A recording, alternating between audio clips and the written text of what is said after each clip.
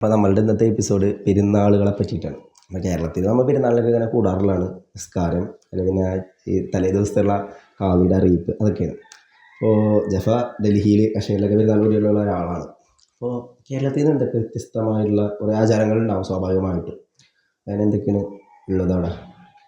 കേരളത്തിൽ നിന്ന് വ്യത്യസ്തമായതുകൊണ്ട് ഈ ഡൽഹിയിലൊക്കെ പറഞ്ഞാൽ കുറേ മതസ്ഥരും വേറെ കുറേ ആൾക്കാരുള്ളതാണല്ലോ. അതിനനുസരിച്ച് ഇപ്പം നമ്മളത് പറഞ്ഞാൽ നമ്മളൊരു നാട്ടുപുറം കൾച്ചർ മോഡലാണ് വരുന്നത്. പക്ഷെ അവിടെ പറഞ്ഞാൽ അന്ന് തലേന്ന് രാവിലെ പറഞ്ഞാൽ ഒരുപാട് ബസാറുകളൊക്കെ നിറഞ്ഞ് ഫുഡിൻ്റെ കുറേ കൾച്ചറുകളൊക്കെ വരിക. കുറേ ആൾക്കാർ ഫുഡും വെറൈറ്റി അങ്ങനെ ഹൽവ അങ്ങനത്തെ സാധനങ്ങളൊക്കെ വെക്കണേ കാര്യം. പിന്നെ അന്നത്തെ രാവിലത്തിൻ്റെ അനുഭവം എന്ന് പറഞ്ഞാൽ ഞങ്ങൾ നിസ്കരിച്ചത് പെരുന്നാൾ നിസ്കാരം നിസ്കരിക്കാൻ പറ്റുന്നത് ജാമാ മസ്ജിദിലാണ്. അപ്പോൾ ജാമാ മസ്ജിദിലേക്ക് പോകാൻ രാവിലെ സുബൈക്ക് ഞങ്ങൾ ഇറങ്ങും. സുബൈക്ക് 6 മണിക്ക് അവിടെ നിസ്കാരം തുടങ്ങും. അതുകൊണ്ട് നമ്മൾ എന്ത് കിടണം, സുബൈ നിസ്കാരത്തിന് ശേഷം അവിടെ പോയി സ്ഥലം പിടിച്ചേക്കണം. പള്ളി പോത്തും നിറയും, ഫുള്ള് നിറയിലെ കാര്യം. അതുകൊണ്ട് ഞങ്ങൾ രാവിലെ തന്നെ സുബൈ ബാങ്ക് കൊടുത്ത് സുബൈ നിസ്കരിച്ച് നേരെ ഞങ്ങൾ റൂമിൽ നിന്ന് ഇറങ്ങി. എന്നിട്ട് പിന്നെ ഞങ്ങൾ കുടിച്ചു പോകുമ്പോൾ ഞങ്ങളൊപ്പം തന്നെ കുറേ വിദേശികളുണ്ട്, വ്യത്യസ്ത ആൾക്കാരുണ്ട്, കുറേ കൾച്ചറിൽപ്പെട്ട ഒരുപാട് വ്യത്യസ്ത ആൾക്കാരെ നമുക്ക് അവിടെ കാണാൻ കഴിയും. ഇവരൊക്കെ അവിടെ നേരത്തെ വന്നാണ്ടെന്നാണ് സ്ഥലം പിടിച്ചേക്കാണ്. അങ്ങനെ ഞങ്ങൾ രാവിലെ ഒരു 6 മണി, അതാണ് നേരം പുലരുന്ന സമയത്ത് ആൾക്കാരൊക്കെ അതിനൊരു മനോഹാരിത കാണാൻ ഭയങ്കര രസമാണ് കാണാൻ. കേരളത്തിൽ ഒരു 8 മണിക്കൊന്നും നിസ്കാരമുള്ള നല്ലത് ബുക്ക് ചെയ്യണം. കാരണം അത്രക്കും തിരക്കേ കാര്യം ആൾക്കാർ. കുറച്ച് കഴിയുമ്പോൾ അടുത്ത് ഗേറ്റൊക്കെ പൂട്ടും. എന്നിട്ട് അവിടെ പറഞ്ഞാൽ നമ്മളിങ്ങനെ ഒരു വ്യൂ ഉണ്ട്. അപ്പോൾ നമ്മൾ പുറത്ത് വ്യത്യസ്ത രാജ്യക്കാരൊക്കെ നമ്മൾ പുറത്തൊക്കെ ഉണ്ടാവുക. ഇപ്പോൾ ഞാൻ നോക്കുമ്പോൾ ആഫ്രിക്കക്കാരുണ്ട്, അങ്ങനെ വ്യത്യസ്ത രാജ്യക്കാരുണ്ട്. പിന്നെ ഒരു കൗതുകകരമായ കാര്യം പറഞ്ഞാൽ നമ്മളിപ്പോൾ ഇവിടുന്ന് കേരളക്കാരെ വിട്ടാണ്ടൊന്ന് വെറൈറ്റി ഒരു പെരുന്നാൾ അനുഭവിക്കാനായിരിക്കാണ് ഡൽഹിക്ക് പോയത്. പക്ഷേ ഡൽഹിയിൽ നോക്കിയപ്പോൾ അവിടെ എന്താണ് ജാമിയത്തെ കുറേ കുട്ടികൾ, മലയാളികൾ തന്നെ കുറേ അവിടെ ഉള്ളത് പഠിക്കുന്ന സ്റ്റുഡൻസ്. അത് പിന്നെ നമ്മളവിടെ പോയി എന്നുള്ള ആൾക്കൊരിത് വരും, അങ്ങനത്തെ ഒരു ഇത്. പിന്നെ പെട്ടെന്ന് അവിടെ ഒരു വെറൈറ്റി എന്ന് പറഞ്ഞാൽ അവിടുത്തെ മദ്ഹബിൻ്റെ തേക്കാരം 5 തക്ബീറാണ് ഉണ്ടായിരുന്നത്. നമ്മൾ പറഞ്ഞാൽ ഇവിടെ നാട്ടിൽ 7 തക്ബീറുള്ളടുത്ത് അവിടെ 5 തക്ബീറാണ് ഉണ്ടായിരുന്നത് നിസ്കാരത്തിൽ. പിന്നെ നിസ്കാരം പറഞ്ഞാൽ വേഗം ചടപടെ സംഭവമൊക്കെ തീരും. പിന്നെ അതിന് ശേഷം നമ്മളെന്താണ് നേരെ ബസാർക്ക് ഇറങ്ങും. അവിടെ മിന ബസാർ അങ്ങനെ ഒരു ബസാറുണ്ട്. അപ്പം ബസാറിൽ അപ്പോത്തും കച്ചവടം പൊടി പിടിക്കണ്ടാവും. ആൾക്കാരൊക്കെ നല്ല ഇറങ്ങിയാണ്ട് കച്ചവടമൊക്കെ ഓരോ ഹൽവകളും അവിടുത്തെ ഓരോ കബാബ്, പിന്നെ ഗുലാബ് ജാം പോലത്തെ ഓരോ സാധനങ്ങൾ, അത് വെറൈറ്റി കച്ചവടങ്ങൾ, ഭയങ്കര രസം. അല്ല ഫുഡുകളൊക്കെ അവിടുത്തെ പറഞ്ഞാൽ പക്ക സാധനങ്ങളൊക്കെ നല്ല ടേസ്റ്റി സാധനങ്ങൾ. ഇപ്പം മിന ബസാർ കൂടെ നടക്കുകയാണെങ്കിലും മറ്റോടത്ത് കൂടെ ഓരോ ബസാർ ഓരോ ഭാഗത്തേക്ക് അതിനൊരു സെൻട്രലായിട്ട് വരുന്നത് ഈ ജാമാ മസ്ജിദ് ആയിരുന്നു. അപ്പം അതിന് ചുറ്റും ആൾക്കാർ ഇങ്ങനെ ഇറങ്ങിപ്പോയാണ്ട് അവിടെ ബസാറൊക്കെ അവിടെ നിറയും. ഫുഡാണ് ശരിക്കും ഒരു സ്പെഷ്യലായിട്ടും അല്ലേ. ഇപ്പോൾ ഇവിടെ ലക്ഷദ്വീപിലത്തെ പെരുന്നാളുണ്ട്. ലക്ഷദ്വീപ് പെരുന്നാളിന് മെയിനായിട്ട് ഒരു തലേ ദിവസമാണ് ആഘോഷം. വെച്ചാൽ നോമ്പ് ഇറക്കാൻ വേണ്ടി അവിടെ പോയിരിക്കും. എന്തിനും ചന്ദ്രൻ നോക്കിയിരിക്കും. നമുക്കിവിടെ ചന്ദ്രൻ നോക്കാൻ വെച്ചാൽ കാതി അറിയിക്കലാണ്. അത് അവിടെ പോയിരുന്ന് യുവാക്കൾ പടക്കം കൊണ്ടുവരികയാണ്, എന്നിട്ട് പടക്കം പൊട്ടിക്കുകയാണ് ഈ ചന്ദ്രനെ കാണുമ്പോൾ. അത്രയും സന്തോഷത്തിലാണ് അവർ ഒരു പെരുന്നാളിനെ സ്വീകരിക്കുന്നത്. എന്നിട്ട് അന്നത്തെ രാത്രി മൊത്തം ഇവരെന്ത് ചെയ്യണം, മൗലൂദൊക്കെ ചൊല്ലി പള്ളിയിൽ ഇരിക്കുകയാണ്. ഉജറ പള്ളി എന്ന് പറയുന്ന പള്ളിയിൽ അവരെല്ലാവരും ഒത്തൊരുമിച്ചിരിക്കുകയാണ്. അങ്ങനെ ലക്ഷദ്വീപിൻ്റെ കൾച്ചർ തന്നെ വ്യത്യസ്തമാണ്. പിറ്റേ ദിവസം രാവിലെ പള്ളിക്ക് പോണത് ഒരു കവർ കീസ് വെച്ചിട്ടാണ്. എന്തിനാ വെച്ചാൽ എല്ലാ വീടിൻ്റെ ഫ്രണ്ടിലും മിഠായികൾ സാധനങ്ങളൊക്കെ കൊടുക്കും. അപ്പോൾ ഇതൊക്കെ കളക്ട് ചെയ്യാൻ വേണ്ടി എല്ലാവരും കൂടി കവറും കൊണ്ടിട്ട് അങ്ങനെ ഇറങ്ങുന്നത്. വെറൈറ്റി ആയിരിക്കും. കവർ കൊണ്ടിറങ്ങി എല്ലാവരും തിരിച്ചു വരുമ്പോഴേക്കും കവർ ഫുള്ള് ഈ സ്വീറ്റ്സ് കൊണ്ട് നിറഞ്ഞിട്ടുണ്ടാവും. ഫുഡ് എന്ന് വെച്ച് കഴിഞ്ഞാൽ അവിടുത്തെ കൾച്ചർപരമായുള്ള ഫുഡുകളായിരിക്കും അന്നുണ്ടാവുക. വെച്ചാൽ എല്ലാവർക്കും കൊടുക്കുക ആ ദിവസം. നമ്മളെ സന്തോഷം മറ്റുള്ളവരോട് പങ്കുവെക്കുക എന്നുള്ളതാണ് മെയിൻ സാധനം. പിന്നൊന്ന് അവിടുത്തെ ഏറ്റവും വലിയ രസകരമായ സാധനം ആഘോഷിക്കുന്നത് വെച്ചാൽ ദീപാകെ കുറച്ച് ചുറ്റുപാടുള്ളൂ. അപ്പോൾ ഒരറ്റത്ത് നിന്ന് മറ്റേറ്റത്തേക്ക് ടെമ്പോയിൽ 10 റുപ്യക്ക് കൊണ്ട് ഇറക്കി കൊടുക്കും കുട്ടികളാണ്. അപ്പോൾ ഈ കുട്ടികൾ തന്നെ പടക്കം കൊണ്ടാണ് പോവാം. അപ്പോൾ ഇവിടെ നിന്ന് അവിടെ പോയി അവിടെ പടക്കം പൊടിക്കും. അവിടുത്തെ ടീമിന് ഇപ്പുറത്ത് കൊണ്ടുവന്ന് ഇറക്കി കൊടുക്കും. അങ്ങനെ വളരെ രസകരമായുള്ളൊരു കാഴ്ചകളാണ് ദ്വീപിൽ കാണാൻ സാധിക്കും നമുക്ക്. അവിടെ മെയിനായിട്ടുള്ള സാധനം ഒരു ദഫ് വെക്കുക എന്നുള്ളൊരു ചടങ്ങുണ്ട്. കൾച്ചറാണ് ദഫ് മുട്ട് എന്നുള്ളത്. അത് പലപ്പോഴും നമ്മൾ കണ്ടുള്ള വീഡിയോകളിൽ. പക്ഷേ ഇത് ദഫ് എടുക്കാന്ന് വെച്ച് കഴിഞ്ഞാൽ നമ്മൾ പള്ളികളിൽ പോയി അവിടെ അതിന് പരമ്പരാഗതമായിട്ടുള്ള ടീംസ് ഉണ്ട് ദഫ് എടുക്കണതിന്. അവർ പോയി പള്ളിയിൽ പോയി മുത്തവല്ലിയിൽ നിന്ന് ദഫ് സ്വീകരിക്കുകയാണ്. ദഫ് സ്വീകരിച്ചതിന് ശേഷം ഇത് ഒരുപാട് തറവാട്ടുകളിലാണ് ഇതിൻ്റെ പരിപാടി എടുക്കാറ്. ഇത് തറവാടി 2 ലൈനായി നിന്നിട്ടാണ് ഇത് കൊട്ടാൻ തുടങ്ങുന്നത്. ഇത് ആത്മീയമായുള്ളൊരു സാധനം എന്ന് പറയുന്നത് നമ്മളുടെ നമ്മള് മാസം കണ്ടതിന് ശേഷം പെരുന്നാളിൻ്റെ അന്ന്. അതായത് ഇതൊരു ആത്മീയപരമുള്ള നമ്മളൊക്കെ ദഫ് ഇട്ട് അല്ലെങ്കിൽ റാത്തീബക്ക് എന്ന് പറയുമല്ലോ കേരള ശൈലിയിൽ. ഈ റാത്തീബക്ക് അവിടെ ഉണ്ട്. ഈ ദിക്കർ എന്നാ പറയുക, ദിക്കർ എന്നുള്ളത് ദിക്കറായിട്ട് പരിഗണിച്ചത്. ഭാഷ വ്യത്യസ്തം, അതായത് ഭാഷ മലയാളം ഇതൊക്കെ കൂടി മിക്സ് ചെയ്തൊരു ഭാഷ ആണല്ലോ. അങ്ങനെ അവർ ഈ 2 ലൈനായി നിന്നിട്ട് ഇവരങ്ങോട്ടും ഇങ്ങോട്ടും കൊട്ടുകയാണ്. വളരെ രസമാണത്. അത് ഒന്നിലേക്ക് 2 ലൈനായി നിൽക്കും, അല്ലെങ്കിൽ റൗണ്ടിൽ നിന്ന്. ഇത് പരമ്പരാഗതമായിട്ടുള്ള ഒരുപാട് തറവാടുകളുണ്ട്, അവിടെയാണ് ഈ സംഭവം നടക്കുക. അതിൻ്റെ ഇടയിൽ കുത്തറാത്തീബ് എന്ന് പറഞ്ഞിട്ടുണ്ട്, കേരളത്തിലൊക്കെ പലയിടത്തും നടക്കാറുണ്ട്. അവിടെ ലബൂസ് ഒരു ആയുധം വെച്ച് ആത്മീയമായിട്ട് ഇവരങ്ങോട്ട് പോവുകയാണ് ഇവരെ ലോകത്തുനിന്ന്.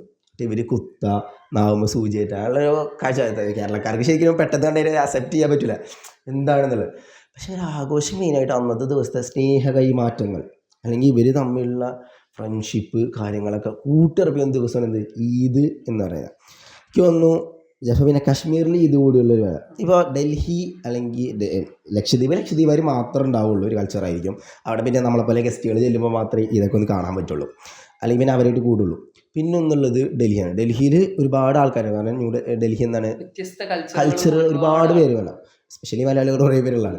കശ്മീർ എന്ന് വെച്ചാൽ അങ്ങനെയല്ല. കശ്മീരിനെ പറ്റി ഞാൻ കേട്ടുള്ള അവർക്ക് മറ്റ് സംസ്ഥാനക്കാരോടുള്ളൊരു കാഴ്ചപ്പാടുകളുണ്ട്, പക്ഷെ കേരളക്കാരോട് അങ്ങനെയല്ല, ഒരു കുറച്ചും കൂടി ഇതായിരിക്കും. മലയാളി ഒരു ഭയങ്കര സ്നേഹപ്രകടനം വന്നത്. അപ്പം കശ്മീരിത്തെ പെരുന്നാളാണ്, മഞ്ഞ് പുതച്ച മണൽത്തരികളിൽ നിന്നാണോ ഒരു ഇതുള്ളത്. ഹസ്രത്ത് ബാലി പറഞ്ഞ പള്ളിയിലാണ് ഞങ്ങൾ. അവിടെ മെയിനായിട്ട് ഈദ്ഗാഹ് എന്നുള്ളൊരു സംഭവം ഉണ്ടാവും. അപ്പോൾ അതൊരു മുസ്ലിങ്ങൾ ഭൂരിപക്ഷമുള്ള സ്ഥലമായതുകൊണ്ട് നമ്മളിപ്പോൾ അവിടെ നിന്ന് രാവിലെ പള്ളിക്ക് ഇറങ്ങുകയാണെങ്കിൽ അവിടുത്തെ കടകളൊക്കെ അടച്ച് കംപ്ലീറ്റ് കാലികരം, അങ്ങാടിയൊക്കെ കാലികരം. എല്ലാവരും എന്താണ് ഈദ്ഗാഹിലാണ്, കാരണം അവിടെയൊക്കെ ലേശം മുസ്ലിങ്ങളാണല്ലോ, അവിടെ എല്ലാവരും ഈദ്ഗാഹിലാണ്. അപ്പോൾ നമ്മൾ ഈദ്ഗാഹിൽ പോകുമ്പോൾ പറഞ്ഞാൽ അവിടുത്തെ ആണുങ്ങളുണ്ടാവും പെണ്ണുങ്ങളുണ്ടാവും, ഓരോ ഭാഗങ്ങളൊക്കെയാണ്ട് ഒരു നിര ആൾക്കാർ. പക്ഷെ അവിടെ നമ്മൾ അവരുടെ ഒരു സ്പെഷ്യൽ ഡ്രസ്സ് ഉണ്ടായിരുന്നു, ജുബയും ഒരു താടിയും, പിന്നെന്താണ് ചെറിയ കുട്ടികളുണ്ടാവും നമ്മളെ ഇടയിൽ കൂടെ അങ്ങനെ ഓടി കളിക്കുന്നുണ്ടാവും. പിന്നെ അവരുടെ സ്വഭാവമാണ് മെയിൻ. കാരണം നമ്മളോട് നല്ല എപ്പോഴും ഈദ് എന്നുള്ള ദിവസം അവരുടെ പുഞ്ചിരി, അതൊക്കെ നമുക്കൊരു ഭയങ്കര ഒരു പ്രത്യേക ഒരു ഫീലിംഗാണ് നമുക്ക് തരിക. പിന്നെ ഹസ്രത്ത് ബാലിൻ്റെ അത് പറയുമ്പോൾ അവിടെ ഒരു ഹസ്രത്ത് ബാലി പറഞ്ഞാൽ നബീൻ്റെ മുടിയുള്ള പള്ളി എന്നാണ് അതിൻ്റെ അർത്ഥം. അപ്പോൾ അവിടെ നിന്നാണ് ഒരുപാട് ആൾക്കാർ നബി അന്നത്തെ പ്രത്യേകത എന്ന് പറയുന്നത് അവിടെ നിന്ന് മുടി കാണിച്ചു കൊടുക്കുന്ന ദിവസം എന്നൊക്കെ പറയും. അപ്പോൾ അത് കാണാനൊക്കെ വേണ്ടി ഒരുപാട് ആൾക്കാരെന്താണ് അവിടെ നിന്ന് ഒരുമിച്ച് കൂടും. കണ്ടില്ല, കാണാൻ കഴിഞ്ഞില്ല. പിന്നെ കാശ്മീരിൻ്റെ മനോഹാരിതയിൽ നമ്മൾ മെയിനായിട്ട് പറഞ്ഞ കാര്യമാണ് അവിടുത്തെ സ്വഭാവം. കാശ്മീരിൻ്റെ പോലെ ഭംഗിയാണ് അവിടെ മനസ്സിനും നമ്മൾ പൊതുവെ പറയാറുണ്ട്. അതുപോലെയാണ് അവിടുത്തെ പച്ചയായ മനുഷ്യന്മാർ, അവരുടെ പച്ചയായ ഈദിൻ്റെ ആഘോഷങ്ങൾ. അത് പറഞ്ഞാൽ നമ്മളിവിടെ പറഞ്ഞാൽ ഒരു ഈദ് കഴിഞ്ഞ് ഇപ്പോൾ ഒരു പെരുന്നാൾ കഴിഞ്ഞാൽ എന്താണ് എല്ലാവരും ചിലവർ വീട്ടിൽ പോയി കടന്നുറങ്ങും, ചിലവർ എന്താണ് ട്രിപ്പ് പോവും കഴിഞ്ഞ് ആ പള്ളി കഴിഞ്ഞോടെ ഏകദേശമൊക്കെ കഴിഞ്ഞു.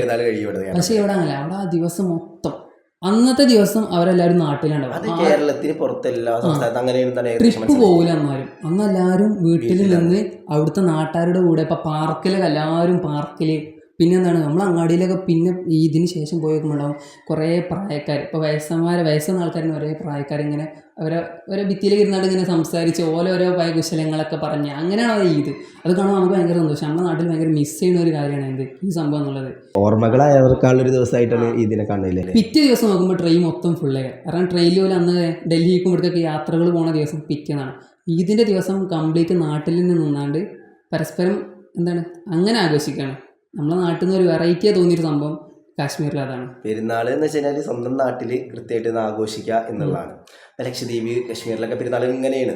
ഇനി കേരളത്തിൻ്റെ മറ്റ് സംസ്ഥാനങ്ങളിലെ പെരുന്നാൾ ഏകദേശം ഇതാണ്. പിന്നെ കാശ്മീരിൽ ഈ പച്ച പുതച്ചൊരു ഭാഗത്താണ് ഹസ്രത്ത് ബാൽ മസ്ജിദ് സ്ഥിതി. നമ്മൾ ഫോട്ടോസ് കണ്ടിട്ട് വീഡിയോസ് കണ്ടിട്ട് അപ്പം അതിൻ്റെ ഒരു മനോഹാരിത എങ്ങനെ ഉണ്ടായിരുന്ന. ചിലർ പുറത്തുനിന്നിട്ടാണ് നിസ്കരിക്കാന്ന് പറഞ്ഞിരുന്നു. അപ്പം നിങ്ങളവിടെ ഉള്ളിലായിരുന്നോ പുറത്തായിരുന്നോ നിസ്കാരം? പുറത്തന്നെയാണ്. അത് ഏകദേശം പറഞ്ഞാൽ അവർ കാശ്മീർ പറഞ്ഞാൽ തണുപ്പ് സഹിക്കാൻ കഴിയില്ല. തണുപ്പ് പറഞ്ഞാൽ ഇപ്പം സോനാമാർഗ്, ഗുൽമാർഗ് ഇങ്ങനെ കുറേ സ്ഥലങ്ങളുണ്ട്. ഇപ്പം നമ്മളെ നാട്ടുകാരൻ ഊട്ടി എന്നൊക്കെ പറഞ്ഞേക്കുക ഒരു ഉയരം കൂടിയ സ്ഥലമാണ്. അവിടെയാണ് ഈ വേനൽക്കാലത്ത് പോലെ എന്തുണ്ടാവും, ഇപ്പം നമ്മളെ ചൂട് കാലത്ത് പോലെ അവിടെ എന്തുണ്ടാവും, നല്ല തണുപ്പുണ്ടാവും, മഞ്ഞൊക്കെ ഉള്ള സമയക്കാരം. മഞ്ഞൊക്കെ എല്ലാ സമയവും ഉണ്ടാവുന്ന ഒരു സ്ഥലമാണ് ഈ ഗുൽമാർഗ്, സോൻമാർഗ് ഇങ്ങനെ കുറേ സ്ഥലങ്ങൾ.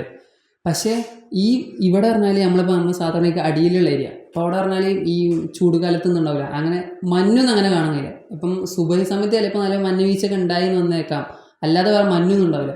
പക്ഷേ തണുപ്പ് സഹിക്കാൻ കഴിയാത്ത തണുപ്പ് കയറാം. അപ്പോൾ എല്ലാവരും എത്ര വലിയ കമ്മീസ് ഇട്ട് നമ്മൾ വലിയ കോസ്റ്റ്യൂം ഇട്ട് പോയാലും മുകളിലൂടെ ഒരു ജാക്കറ്റൊക്കെ ഇട്ട് അതൊക്കെ തന്നെ അവരുടെ വേഷം എന്ന് വരുന്നത്.